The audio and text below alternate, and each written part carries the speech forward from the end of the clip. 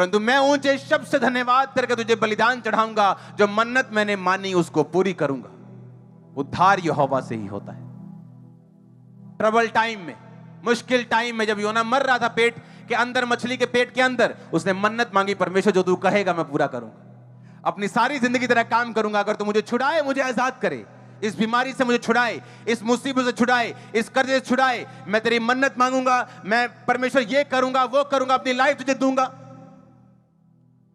मेरी वाइफ ने आपको टेस्टिमनी दी शायद पिछले संडे या थर्सडे।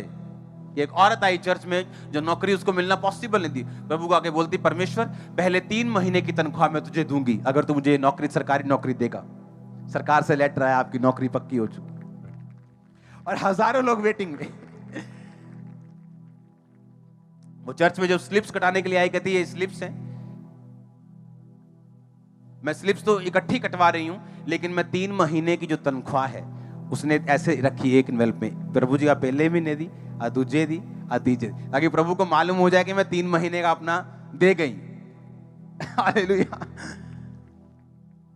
लोगों को मालूम होता उनके परिवार में किसी को लड़की चाहिए, किसी को लड़का ही चाहिए। उनको मालूम है कि परिवार में लड़के ही लड़के हो रहे, लड़कियां हो ही नहीं रही। किसी को मालूम है कि परिवार में लड़कियां लड़कियां हो रही, लड़का हो ही नहीं रहा। मन्नत बीच में ले गया।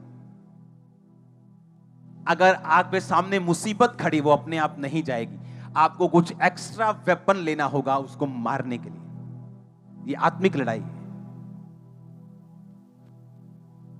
हन्ना को मालूम था कि ये आत्मिक फाइट है। ये बाइबल कहती है यहोवा ने उसकी कोख को बंद किया था, शैतान ने नहीं किया था।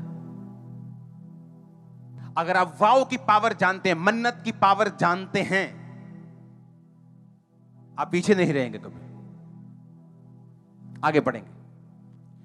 याकूब ने यह मन्नत मानी, यदि परमेश्वर मेरे संग रहकर इस यात्रा में मेरी रक्षा करे, मुझे खाने के लिए रोटी और पहनने के लिए कपड़ा दे, तो मैं अपने पिता के घर में कुशल क्षेम से लौट आऊं, तो परमेश्वर यहोवा मेरा परमेश्वर ठहरेगा, और ये पत्थर जिसका मैंने खंबा खड़ा किया है परमेश्वर का भवन ठहरेगा, और जो कुछ तू मुझे दे उसका दशमांश मैं तुझे दिया करूं।